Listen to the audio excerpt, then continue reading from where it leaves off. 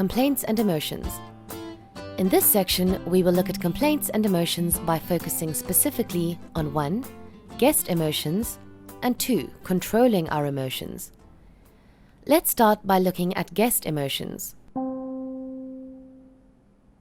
When guests are moved to complain about something, they generally feel quite strongly about it.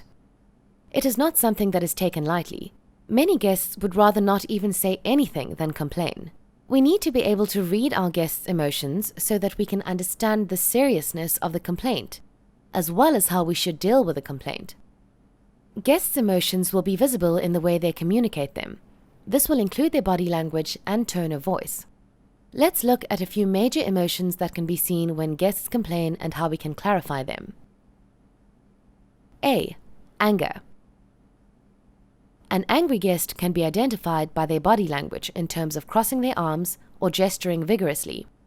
Angry guests may also speak loudly and make use of sarcasm to get their point across. B. Embarrassment.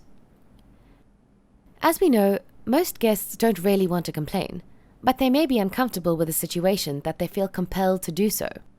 These guests may avoid eye contact, speak more quietly or less clearly, and show hesitation when laying their complaint. C. Frustration. If a guest is frustrated, they may sigh and roll their eyes. They may show similar signs to that of anger, but a guest who is embarrassed and angry may also become frustrated if they feel they haven't been heard, or if they have to explain the same thing more than once. These guests may speak in short, clipped sentences when laying their complaint. D. Disappointment. All guests whose expectations have not been met will be disappointed. These guests will show surprise and confusion at the fact that things are not what they expected them to be, and they may also avoid eye contact.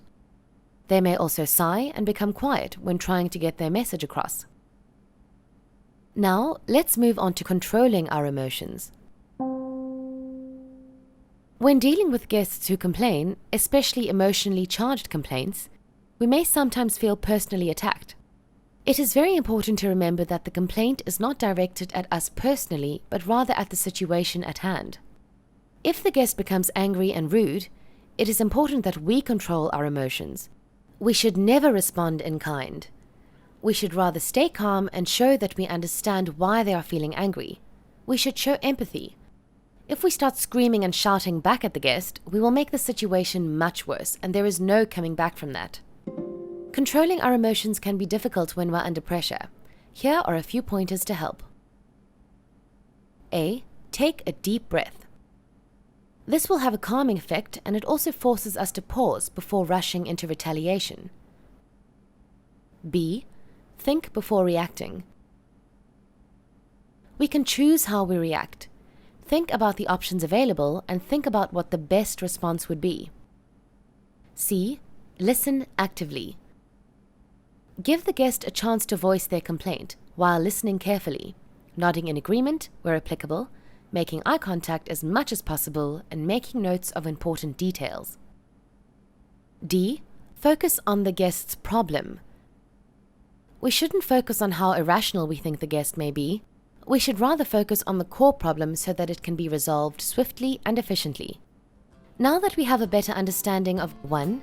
Guest emotions, and 2. Controlling our emotions, we will move on to the difference between symptom and cause. Well done on completing this lesson.